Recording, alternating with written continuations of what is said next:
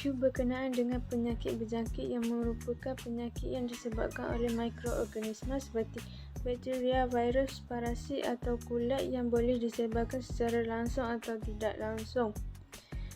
Petunjuk Kesihatan KKM 2021 menunjukkan bahawa penyakit berjangkit boleh dikategorikan dengan pelbagai cara, iaitu yang pertama, penyakit bawaan air seperti kolera, keracunan makanan, hepatitis A. Kedua, penyakit bawaan vektor seperti demam denggi berdarah dan malaria. Yang ketiga, penyakit cegahan vaksin seperti difteria, hepatitis B dan campak. Yang keempat, jangkitan transmisi secara seksual seperti sifilis, AIDS dan HIV. Yang kelima, penyakit TB dan kusta. Dan yang keenam, penyakit zoonosis seperti penyakit tangan, kaki dan mulut, COVID-19 dan penyakit anjing gila. Isu yang ingin diketengahkan adalah berkenaan dengan penyakit tangan, kaki dan mulut. Penyakit ini disebabkan oleh enterovirus yang seringkali berlaku di kalangan kanak-kanak kecil yang berumur di bawah 10 tahun. Penyakit ini dikenali sebagai endemik. Kementerian Kesihatan Malaysia secara berkala mengeluarkan kenyataan akhbar dan maklumat terkini tentang situasi kes tangan, kaki dan mulut di Malaysia. Pada Mei 2023, bilangan kes penyakit tangan, kaki dan mulut di seluruh negara melepasi paras amaran kebahasaan, iaitu 1,150 per seminggu. Langkah kerajaan adalah Kementerian Kesihatan Malaysia telah mengeluarkan garis panduan mengenai penyakit tangan, kaki dan mulut pada tahun 2007 untuk mendidik orang ramai mengenai penyakit ini dan mencegah penularannya. Garis ini mengesyorkan untuk mengamalkan kebersihan yang betul dan menasihatkan penutupan pusat jagaan kanak-kanak untuk 2 tempoh, iaitu inkubasi dan membasmi kuman secara menyeluruh sebelum dibuka semula. Seterusnya, berkaitan dengan kematian prenatal. Kematian prenatal mengikut negeri dan jantina di Malaysia pada tahun 2019 dan 2020 menunjukkan bahawa kes kematian prenatal ini sedikit menurun disebabkan oleh beberapa faktor. Antaranya faktor kesihatan ibu seperti penyakit kronik, kekurangan pemakanan yang seimbang dan amalan hidup tidak sihat. Kematian prenatal boleh memberi kesan jangka masa panjang terhadap kesihatan mental dan fizikal ibu serta dapat menimbulkan beban emosi yang tinggi. Langkah-langkah pencegahan juga menjadi fokus World Health Organization iaitu WHO adalah menggalakkan promosi kesedaran tentang amalan kesihatan yang sihat sepanjang tempoh kehamilan dan memperkenalkan pelbagai jenis program yang membantu wanita hamil menghentikan amalan merokok dan alkohol serta mengesyorkan pembangunan dan peningkatan infrastruktur kesihatan terutamanya di kawasan-kawasan luar bandar untuk mendapatkan perkhidmatan kesihatan lebih baik dalam penjagaan prenatal. Dengan melaksanakan panduan dan cadangan daripada World Health Organization (WHO), Malaysia dapat mengurangkan kadar kematian prenatal dan meningkatkan kesejahteraan maternal serta prenatal. Isu kesihatan yang seterusnya adalah berkaitan dengan penyakit jantung atau lebih dikenali sebagai cardiovascular disease, CVD. CVD boleh berlaku apabila saluran darah menjadi sempit akibat dari pengumpulan dan penempelan plak kolesterol pada saluran darah dan sekaligus akan menyebabkan bekalan darah ke jantung tidak mencukupi. Kini penyakit jantung menunjukkan trend yang semakin membimbangkan di mana sebanyak lebih kurang 17.9 juta kematian berlaku setiap tahun disebabkan CDV yang direkodkan secara global oleh WHO. Di Malaysia, pada tahun 2020, sebanyak 17% iaitu seramai 18,515 kematian yang disahkan secara perubatan adalah kematian disebabkan kegagalan jantung berfungsi. Ini dibuktikan dengan kos rawatan yang diperuntukkan untuk merawat masalah berkaitan jantung. Pada tahun 2017, adalah sebanyak 3.94 bilion daripada jumlah keseluruhan 9.65 bilion kos rawatan kesihatan. Dan jumlah tersebut akan semakin meningkat kerana dalam tempoh 20 tahun iaitu sehingga 2020, kos rawatan meningkat dari 11.6% hingga 17%. Peningkatan tersebut menunjukkan bahawa masih tiada tindakan berkesan berjaya dilakukan. CDV ini boleh menyerang sesiapa sahaja tanpa mengira tingkat umur dan boleh mendapat masalah berkaitan jantung disebabkan oleh beberapa faktor. Antaranya kolesterol tinggi, tekanan darah tinggi, faktor genetik dan banyak lagi. Masalah berkaitan jantung boleh dikenal pasti melalui beberapa simptom awal seperti sakit dada, sesak nafas, kerap berpeluh sejuk dan cepat letih. Namun sekiranya simptom seperti kerap berasa lemah atau kebas pada bahagian lengan sebelah kiri, leher dan belakang badan, sering loya, sakit pada bahagian atas abdomen dan selalu sakit kepala, perlulah mendapatkan rawatan dengan kadar segera kerana risiko untuk mendapat penyakit jantung adalah sangat tinggi. Oleh itu, terdapat beberapa insentif yang dilakukan oleh kerajaan untuk membantu dalam memerangi masalah ini.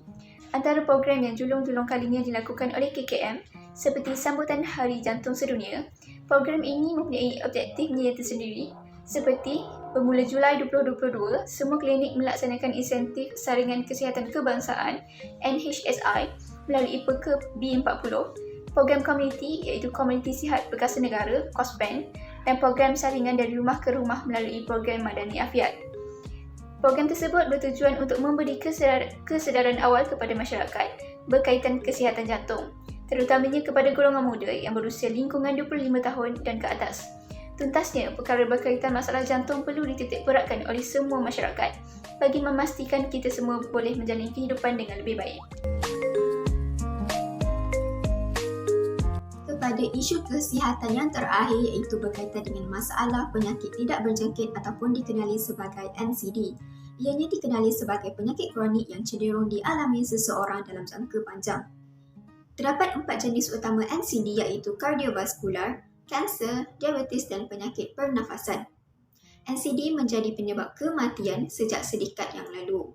Perbandingan pada tahun 2009 dan 2019 dilakukan dalam laporan Kertas Putih Malaysia mendapati bahawa penyakit jantung iskemia merupakan penyakit pembunuh nombor 1 pada tahun 2009 dan masih kekal dalam tempat yang pertama pada tahun 2019. Perubahan peratusannya adalah sebanyak 32.2%. Manakala bagi kanser kolorektal pula mengalami perubahan peratusan paling tinggi iaitu 76%. Dilaporkan juga 98% penduduk dewasa Malaysia sekurang-kurangnya 1 akan mengalami risiko NCD. Dalam kajian oleh KITL juga dengan menggunakan Years of Life mendapati bahawa pada tahun 2018 YNL rakyat Malaysia adalah sebanyak 3.5 juta. YNL disebabkan NCD adalah 72.2% dan kematian pramatang tertinggi disebabkan oleh penyakit jantung iskemik iaitu 17.7%. Oleh itu, pihak KKM juga telah mewujudkan bahagian khas bagi masalah ini iaitu mewujudkan cawangan khas bahagian pencegahan dan kawalan penyakit tidak berjangkit dan unit pencegahan dan kawalan penyakit tidak berjangkit di Jabatan Kesihatan Negeri bagi mengawal penyakit ini. Dilaporkan juga dalam laporan Kertas Putih Malaysia, Kementerian Kesihatan Malaysia menyediakan transformasi dan strategi dalam sistem kesihatan di Malaysia. Ianya bagi mengoptimumkan perkhidmatan penjagaan hospital dan mempertingkatkan prestasi dan kecakapan sektor awam lebih-lebih lagi bagi penjagaan kes akut serta penyakit yang lebih kompleks.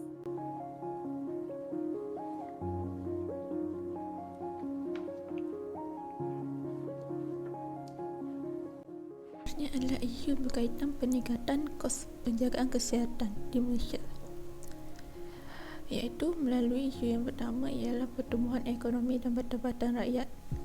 Hal ini demikian kerana apabila berlaku perkembangan dan pertumbuhan ekonomi secara besar, pendapatan rakyat turut menunjukkan berlakunya peningkatan, malah boleh menyebabkan permintaan menjadi lebih tinggi terhadap perkhidmatan penjagaan kesihatan yang berkualiti. Apabila permintaan terhadap penjagaan kesihatan lebih tinggi, maka ketika itu rakyat sudah mempunyai kesedaran yang serius untuk menjaga kesihatan. Rakyat yang berpendapatan tinggi juga lebih cenderung untuk mendapatkan penjagaan kesihatan yang lebih terjamin dan berkualiti untuk kehidupan mereka. Seterusnya, isu yang kedua ialah demografi penduduk. Pertambahan dari segi jumlah penduduk yang melibatkan golongan yang lanjut usia atau dikenali sebagai golongan warga emas boleh menyebabkan berlakunya peningkatan kos penjagaan kesihatan. Hal ini kerana golongan ini lebih cenderung untuk memerlukan penjagaan dan perkhidmatan kesihatan yang lebih intensif untuk masalah kesihatan yang dihadapi oleh mereka untuk ditangani dengan lebih baik.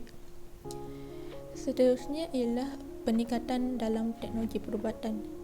Ketika ini telah berlakunya peningkatan dalam kemajuan teknologi perubatan dan penggunaannya iaitu melalui diagnosis, rawatan dan kes-kes penyelidikan yang melibatkan kos yang tinggi yang menyumbang kepada peningkatan kos penjagaan kesihatan di Malaysia.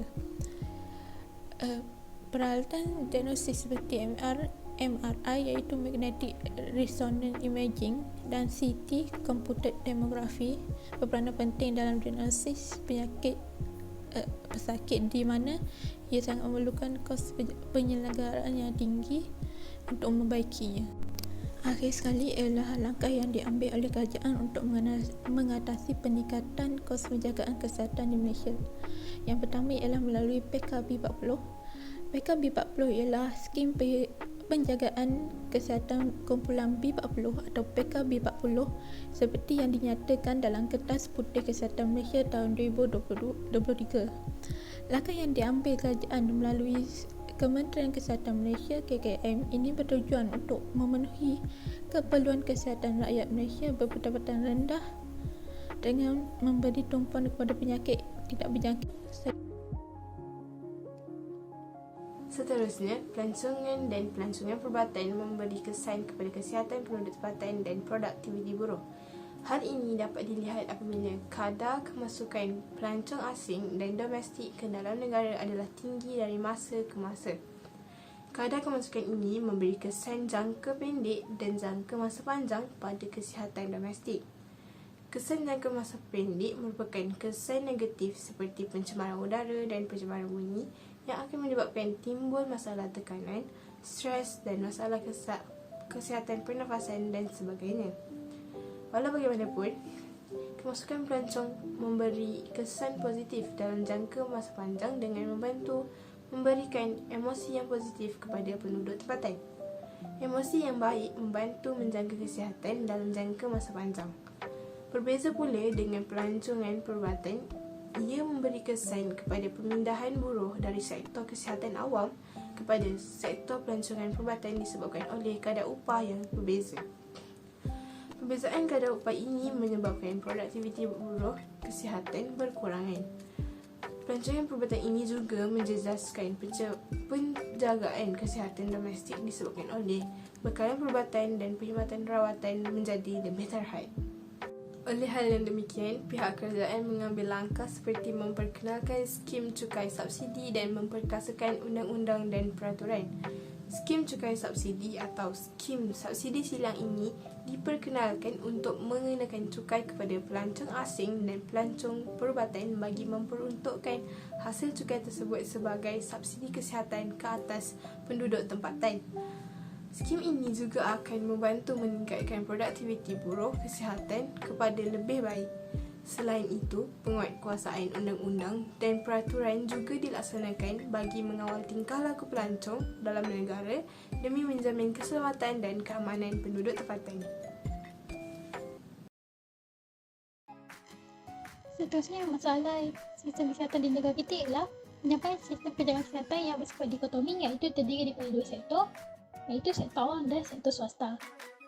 Antara isu yang telah timbul daripada masalah sektor yang terbagi kepada dua ini ialah pertama, masalah kekurangan fasiliti di sektor awam.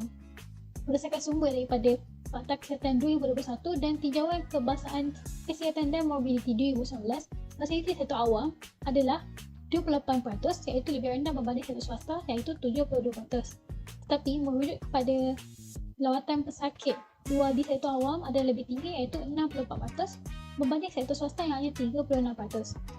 Hal ini telah menyebabkan berlaku kesesakan di hospital awam Sebagai contoh, ketika berlaku COVID-19, ramai pesakit yang ditempatkan di hospital awam, menyebabkan katil hospital awam ni semakin berkurang sehingga menyebabkan kekurangan ini menjadikan mereka terpaksa dipindahkan ke hospital swasta.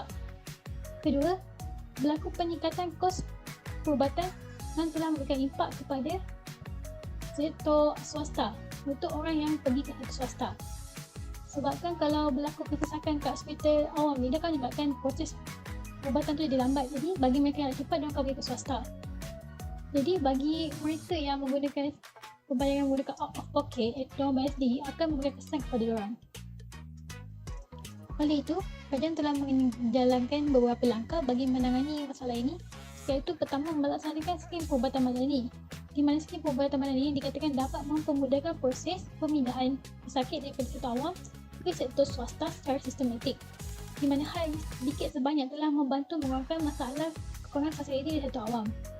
Kedua, dengan menentukan paras harga siling bagi bekalan ubat-ubatan dan beberapa keadaan kesihatan. Sebagai contoh, ketika pemberian vaksin COVID-19, kerajaan telah menetapkan harga siling ke atas vaksin tersebut supaya apabila ada rakyat yang ingin membeli di sektor swasta, mereka tidak perlu dikenakan cas yang berbeza atau lebih tinggi berbanding di sektor awam. Sekian, itu sahaja daripada saya. Saya akan menambahkan laporan kami ini. Sekian, terima kasih.